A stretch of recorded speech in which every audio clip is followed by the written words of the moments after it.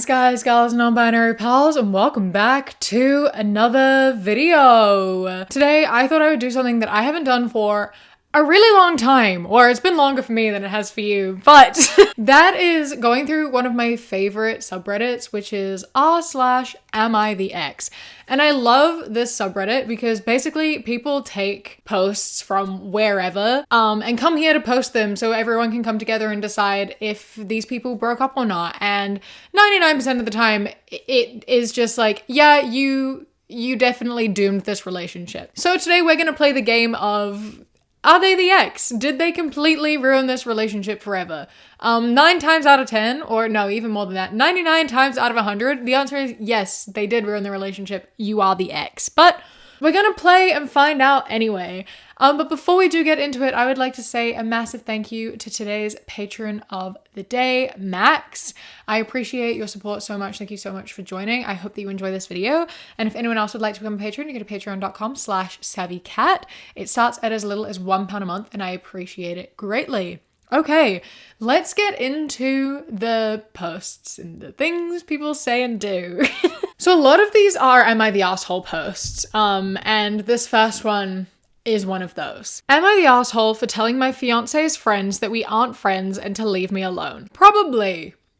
Probably. So, on December 1st, my fiance's friend, I don't know which one, hosted a holiday get-together that I immediately did not want to go to, but kept it to myself because I know how much my fiance loves her girlfriends. I do not have a problem with her girlfriends, it's their partners that piss me off. For background, each of them have tried to connect with me or befriend me over the years, and each time I've shut them down as bluntly as possible. I have my own group of friends, and I don't want more. I smile and keep everything surface level in person because I know my fiance loves get-togethers. On the first night we all met, we exchanged numbers, and once they each tried to text me or call me, I blocked them. They added me on Snapchat and added me to the group chat. I again blocked all of them and left the group chat. They added me to a group chat on Instagram, again blocked them all and left the group chat. Twitter X, blocked. Facebook, blocked. Emails, blocked. Even here on Reddit, they're all blocked. They invite me to their boys' nights through my fiance. Stern, fuck no, every time. Bro, I don't understand the issue here. Like, these people are just trying to be nice and you just go and hard block them for no reason other than them just being kind, having a relationship. Like, it's a friend group. Like, you don't have to be a part of the friend group, like an active part of the friend group, but you should be friendly. Like, there's no reason to just like hard block these people who you hang out with regularly because it means something to your girlfriend. Like, you're not even willing to give them a chance to talk to them, like nothing, just hard block immediately for no reason. You can just, you can leave a group chat without hard blocking, or you can just mute the group chat and not participate. That's what I do in like pretty much every group chat I'm in because I'm terrible at conversation and I have social anxiety. But like, you can just be in the group chat without responding and not be rude and blocking them all when you know you're going to see them on a somewhat regular basis. Anyway, carrying on. At the get-together, the 8 of us, me and 7 partners, I sat in the living room while the ladies cooked and talked. They were in their own conversation about the election and football and whatever, and I was just smiling and nodding. One of them makes a joke about me being quiet, and I try and laugh it off, but he kept pressing it, so I left and hid in the bathroom until the food was ready. During the dinner, the partners kept digging into me as usual, trying to get me to open up, asking me about my work and hobbies and my proposal story and wedding plans. I gave the same surface level answers as always, but for some reason they weren't having it. And then everyone except my fiance started yelling at me for some reason, saying that I'm such a prick and what's wrong with me and that I act like I'm better than them. So I obviously yelled back at them. The Sparks Note version is, I don't know them and don't want to get to know them. Leave me the F alone. I don't know any of your names. I don't care to know your names. Friend-in-law isn't a thing. And just because our partners are friends doesn't make us friends. Using my forearm to make a line. This is the line. Stop trying to cross the line. Stop approaching the line. Back the F away from the line.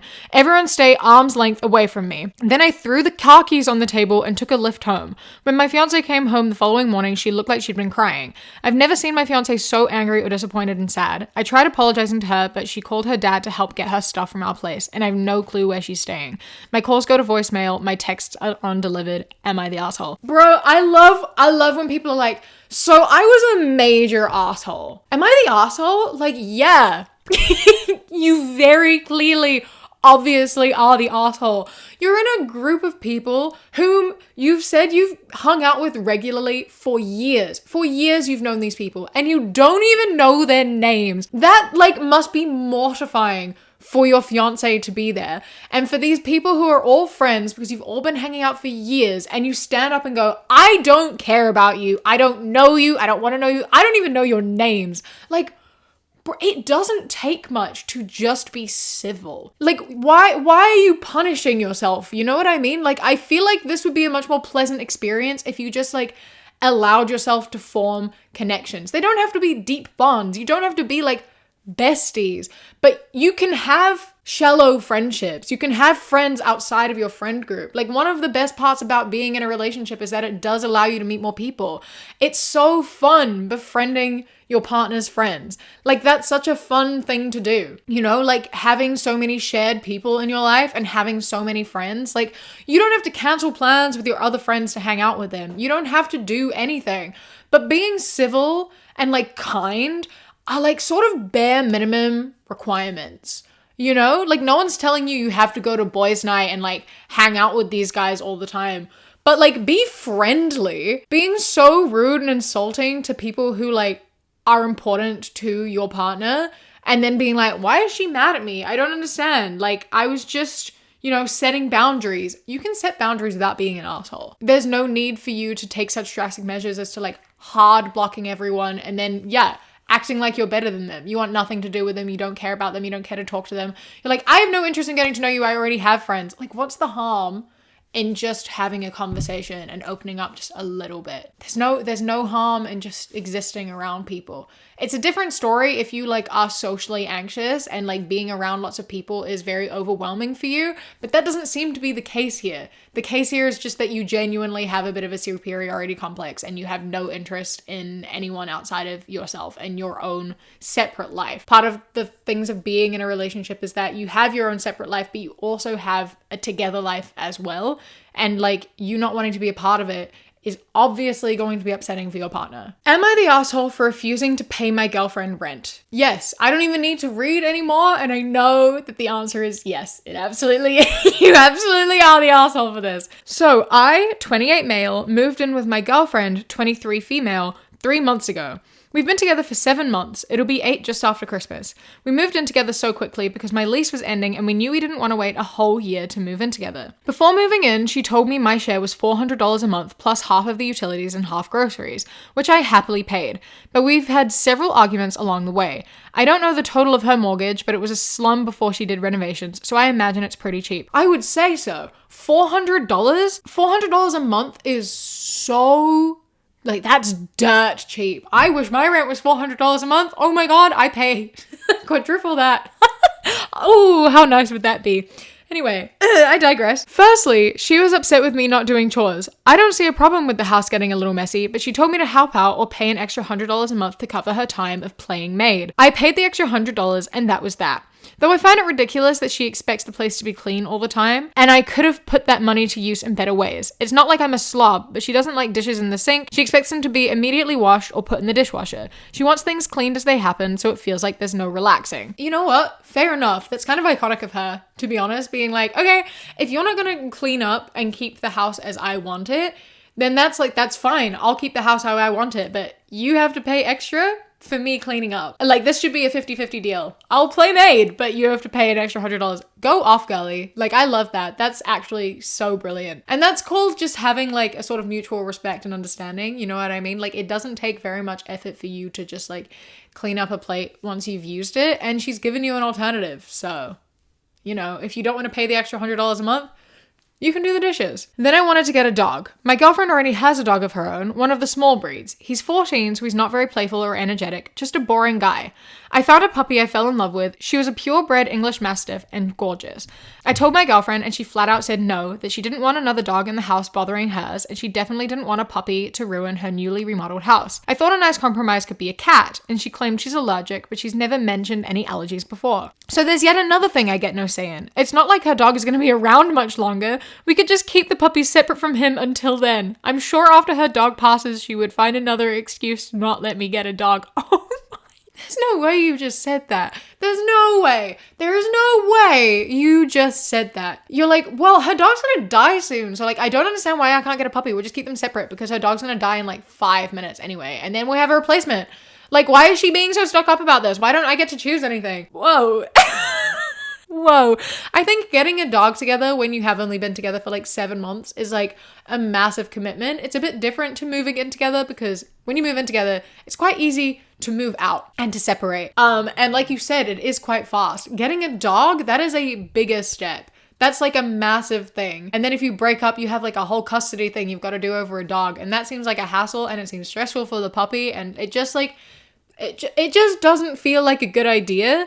And maybe she hasn't mentioned an allergy to cats because it hasn't come up, you know? This has to be a mutual decision. There are some things where it's like you have to have the same agreement. If you want something of your own, don't go for like an animal. Ask to put up a photo or something, you know what I mean? To make the house feel more like your house. The solution isn't to get a pet. The solution is to like buy some decorations or get a bookshelf, you know? Finally, I found out that she owns the house. I'd been under the impression she was renting, but she is instead paying a mortgage. I discovered this when I was checking the mail and found a reminder from her bank. When I confronted her, she claimed she thought I knew because we were together when she was remodeling.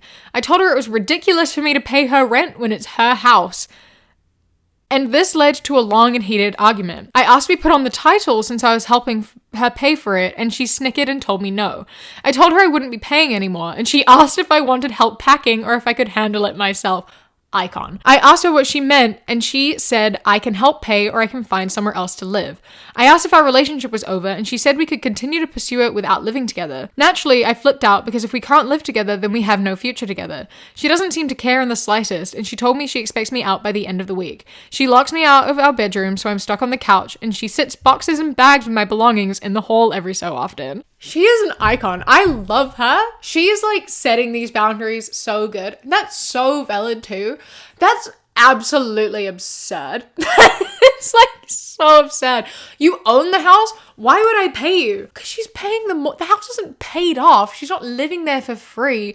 Like if this house was bought for her and it was like completely paid off and she didn't pay a dime towards it, then sure, maybe you can just split like utilities and things. That makes sense. But since she is paying it off and a mortgage works like rent, but to the bank, you absolutely should be paying it off. And you've been together 7 months. Why would she put you on the title? Please, like whack your head into the wall a few times and knock some sense into it. Because what are you saying? What are you saying right now? I'm obsessed with, okay, so like, do you need help packing? That's iconic. That's iconic of her. As she should. And also, like, if we can't live together, then what's the point in the relationship? Like, you can live together. You're the one choosing not to. You're doing this to yourself here. And, like, do you really think you're going to find anywhere cheaper than $400 a month? $500 if you're paying for chores? You're not. You're absolutely not. When I called my mom, she told me I was being ridiculous and a brat, but I feel like that might be because she doesn't want me to move back home, as the lease I had at my apartment ended when I moved in with my girlfriend, so I think I need some outside perspective. As of now, our relationship has ended, and my belongings are outside while I'm staying in a motel, but I am open to trying to recover our relationship. I mean, you are being a brat. You are being a brat. What she's asking is bare minimum. Like, you are 28 years old. This woman is 23. You are 28. You surely have an understanding of how things work. I'm so confused as to how we've ended up here. No, the relationship is not going to be saved because she at this point has realized that you're not worth it. Like, you are immature and just not worth her time. So yeah, the relationship is over. It has ended. Goodbye and good riddance.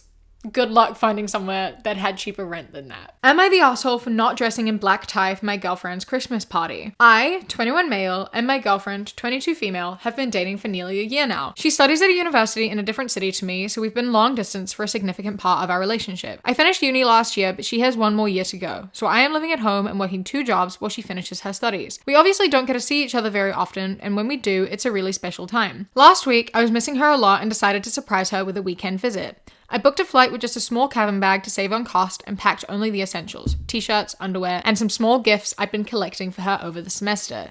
I coordinated with her friend who loved the idea and told me about a Christmas soiree, a black tie party, planned for the night I'd arrive. Here's where things went wrong. I didn't wear a tux to the party. After nearly a day of working and traveling, I just wanted to be comfortable and just didn't feel like dressing up fancy. So on my train from the airport, I put on a black dress shirt and a literal black tie as a funny nod to the theme while still being slightly more comfortable. Bro, I just need you to know right now that black tie is not a suggestion. Black tie is not a theme. Black tie is a dress code. It's not a theme, it's a dress code. There is a massive difference. There is a big difference. And please tell me what you were wearing for your trousers. Are you wearing jeans? Are you wearing sweatpants? Like, this implies you're wearing something like jeans, which is so much worse. When I arrived, her friend let me in and my girlfriend seemed happy to see me. She hugged me and asked why I was there, and I told her that me and her friend had hatched this plan for me to crash the party. She then got upset at her friend for not making sure I knew to dress up. I jumped in immediately and told her that I was told about the party but decided not to dress up fancy because I was packing light and didn't want to have to be uncomfortable while traveling. Then she started to flip out on me. I tried to reassure her that it wasn't a big deal, it was just a party and no one cared that I wasn't dressing up. This made her even more mad and she accused me of invalidating her feelings and ruining her night by embarrassing her in front of all of her friends. I tried to keep a level head during all this, but then she did something that tipped me completely over the edge. She took the flowers I had bought her, threw them on the ground and stomped on them, completely trashing them. Admittedly, I lost it. I told her she was being a disrespectful asshole for how she reacted, that I had put so much time and effort into this trip and she was being crazy for expecting even more out of me. She argued that I was holding the effort I had put in over her and I dismissed her feelings by not putting in just a little more effort to dress appropriately. I told her she was being childish and immature over something so small and she stormed out. Her housemate told me it probably was for the best for me to leave, so I went and stayed with my brother who also lives in the city. She hasn't spoken to me since, despite multiple attempts on my part to contact her. So am I the asshole? I know dressing up wouldn't have been that hard, but I thought my effort to visit her would matter more. And that's where your problem lies. You straight up at the end there admitted that dressing up would not have been hard. And yet, you didn't do it anyway because you thought that you were the most important thing to happen, that your presence would override literally everything else and all other plans. Do you know how long planning a party like this must have taken her? The amount of effort that must have gone into it, the amount of money that she might have spent. And like, black tie, again, it's not a suggestion, it's not a theme, it's a dress code. Everyone dressed up really nicely, and just because they didn't tell you you were being disrespectful or say that they cared, like, people notice. And it is a sign of disrespect because you're showing that you disrespect the party that your girlfriend planned. You show that you disrespect the effort that she put in and you're disrespecting what she wanted. And like, this could have been easily solved, as in like, I mean, you could have dressed up, or if you really didn't feel like dressing up, you could have just waited until after the party. And then you could have stayed comfortable. You don't have to dress up. You could have just waited for the party to end and then go see her. You could have gone the next day.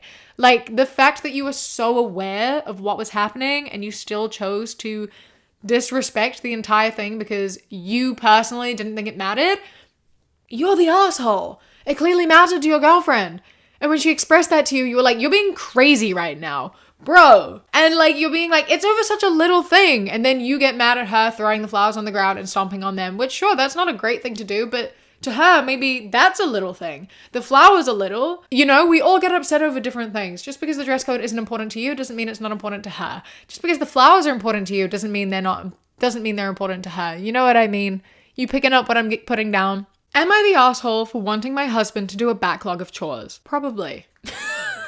My 25 husband, 27, and I have a rule in our marriage: if we have a serious concern about the behavior of the other, we have to sit down, stay calm, and attempt to understand the issue of the other. It keeps things clean. I lost my job 3 months ago, and my husband immediately started to take out the trash less and less after this. This is supposed to be a 50-50 chore. Even though he's coming home from work later than normal, he still stopped doing it on days when he was home on time as well.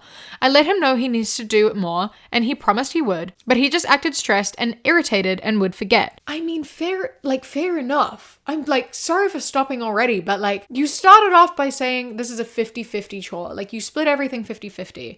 But then you lost your job, so your husband is working more hours and coming home late to compensate. But you aren't doing anything on the other end to compensate for the fact he's working more. So that's not 50-50 anymore.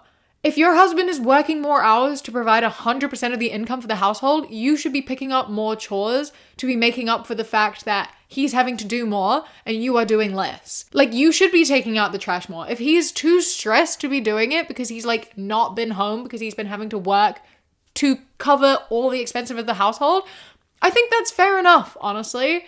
You can't call it 50-50 if you expect him to do 100% of the work and 50% of the chores, and you're only doing 50% of the chores. That makes it 75-25, you know? He's doing 100% of the work plus 50% of the chores, 75%. You're doing 50% of the chores. That's 25. So this is no longer a 50-50 household. This is a 75-25. So like you've lost your argument immediately straight off the bat. A few days ago, I invoked our relationship rule and sat down to talk to him about how serious this was for me. He agreed that he would be better and said he would start making sure to do every other trash run for the house. That's great, but I felt like it was really unfair. I have been stuck doing this unfair labor and I don't get paid back for the last 3 months of this.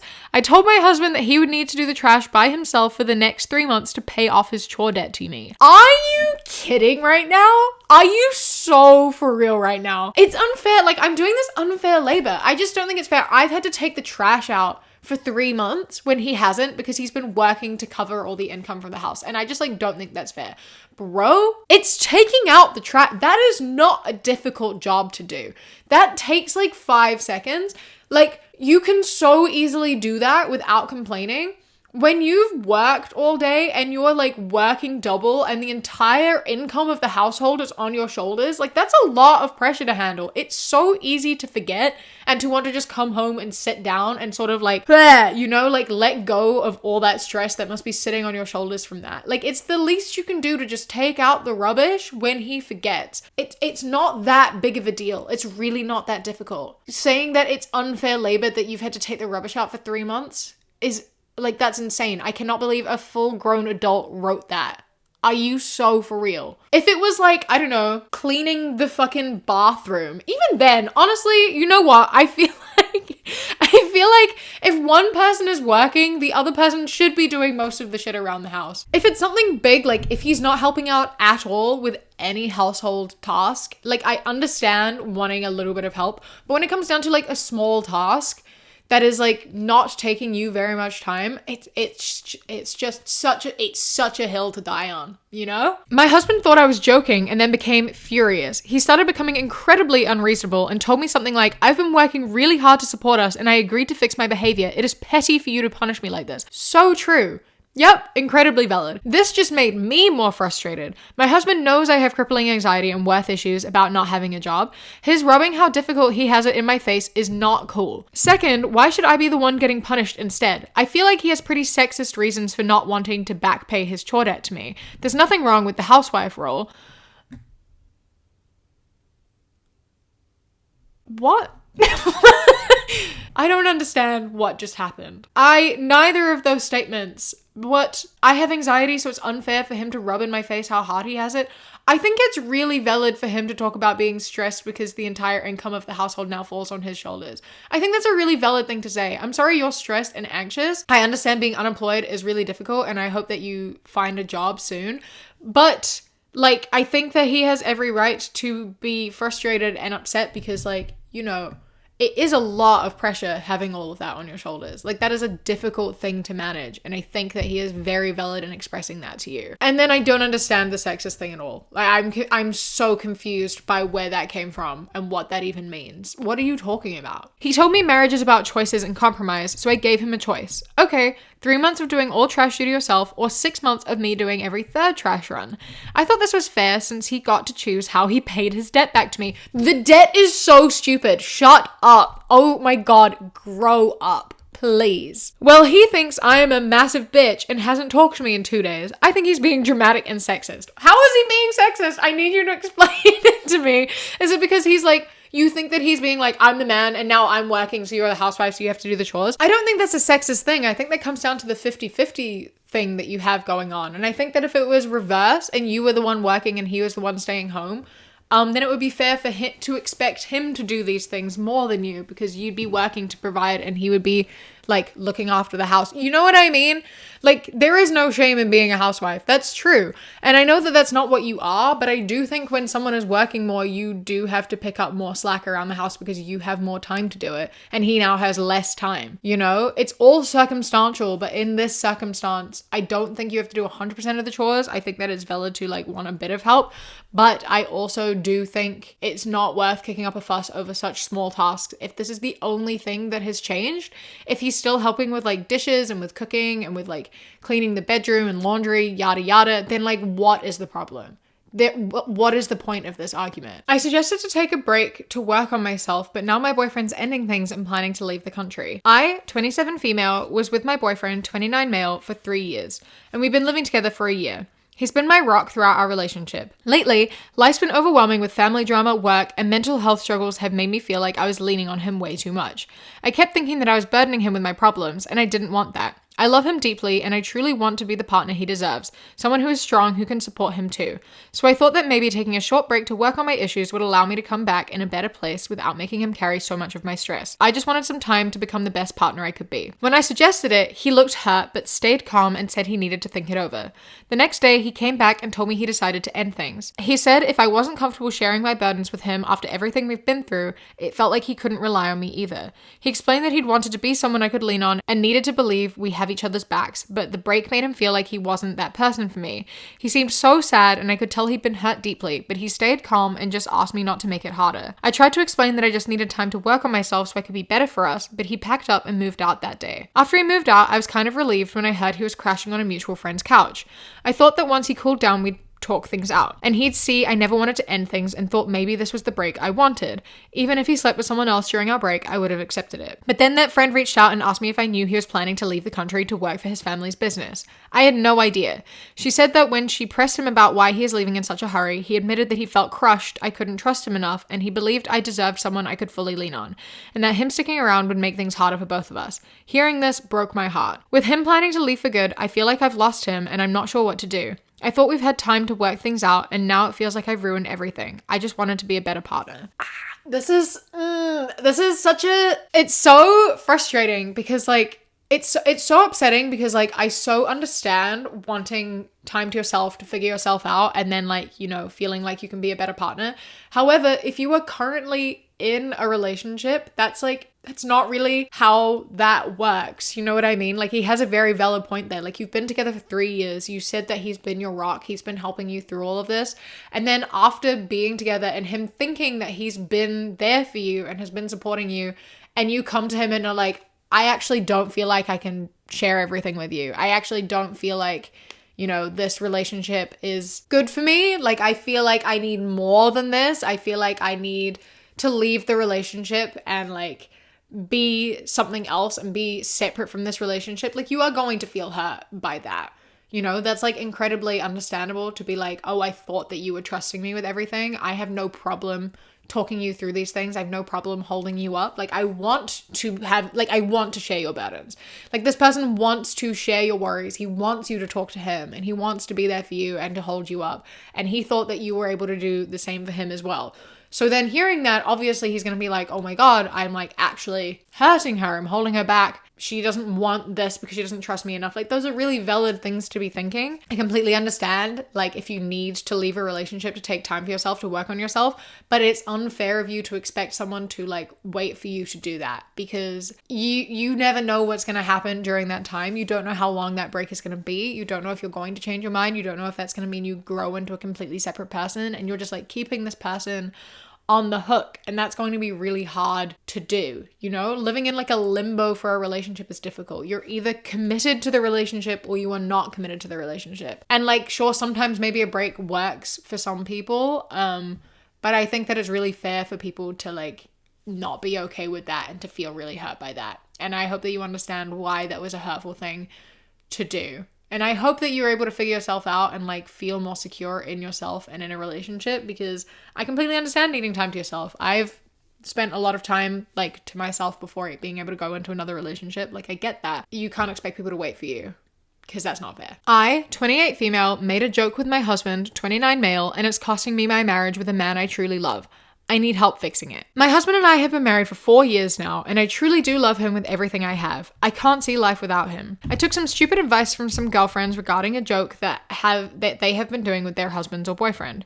The joke is basically you tell your partner you want to break up or that you want a divorce. I never wanted to do it and thought it was cruel to do, especially to someone you love, but I was convinced after they kept pestering me about it, and I was the only one that hadn't done it yet out of the 5 of us. They further convinced me about it when they told me the reactions their partner had afterwards. Stupidly, I I did it last week and my husband's reaction wasn't what I thought it would be. I honestly thought that he would try and talk to me or beg me or make suggestions like my friends' partners have done, but he didn't. We had dinner and was watching a movie when I told him I'm not happy anymore and I think we should get a divorce. He looked at me for a couple of seconds and I swear he looked like something broke in his eyes, and he got up, walked into our bedroom, and within 10 minutes came out with a bag and walked out of the house without saying a word to me. I tried to stop him, especially after seeing him with his bag packed, and told him it was just a joke and I didn't mean it, but he basically brushed me off and walked out. I tried to get a hold of him, messages, calls, emails, video chats, but he isn't answering me at all. I talked to his friends, but none of them want to tell me where he is when they answer me. I went to his work, but they refused me entry into the building. I've tried his parents, but they don't want me to get involved as well. With his siblings, the only messages I got back was from his sister telling me, joke or not, I fucked up. I've sent so many messages about it being a joke and even screenshots of my conversation with my girlfriends about the joke as proof that it was a joke, that I'm not backtracking all of a sudden, but nothing. My friends didn't have any real advice and told me to just give him time and that he will get over it. Everything came down on me yesterday when I was served with actual divorce papers. It felt like someone slapped me in the face and hit me and continued to hit me. I was and still am in so much pain. I frantically tried to get a hold of him, but all I got back was he has nothing to say and I should talk to his lawyer. How can I get the man I love back? I don't want to lose him. I made a stupid joke, I know that, and now it's breaking my world apart. We have no issues that I know of. We were laughing the whole time throughout the day, had fun and everything. No fight or distance recently between us, nothing like that.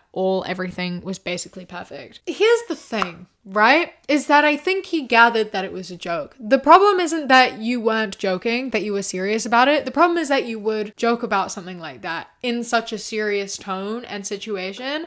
Because like, tell me what the joke is. Tell me what's funny about this. You know what I mean? Like, you were like hoping for the reaction your girlfriend's got. You were hoping for the reaction of like him begging you. You were hoping for the reaction of him going, no, please, I'll change. I'll do anything. What do you want from me? I love you. Please don't leave me. Like, how is that funny? That's just a really like self-centered, horrible thing to want. You just wanted to hurt him for an ego boost? Like, what is that about? Are you so insecure within your relationship? Like, if you are insecure within your relationship to the point where you need to hurt your partner's feelings and have him beg you to stay, that, like, you're not a good person. You know what I mean? Like, yes, it's one joke, but the entire purpose of the joke is to hurt his feelings. The entire purpose of the joke is to imply that he has hurt the person that he loves to the point where you don't want to be in his life anymore. Like, that says a lot about your character. And I think that you said that, and that in him kind of like, you know, must have hit something of being like, firstly, he didn't know it was a joke initially. And secondly, it kind of hits a point of being like, oh, this is the kind of thing my partner finds funny. My partner takes joy in hurting me. She thinks it's funny to like joke about me hurting her and wanting to end our marriage over it. Like, it's not funny. And like, you might think it's not a big deal, but I'd like to know how you would have reacted in the same situation. You know, like, it's just not a fun thing to do to someone. It's just a horrible thing to do. And you did it because peer pressure from your friends.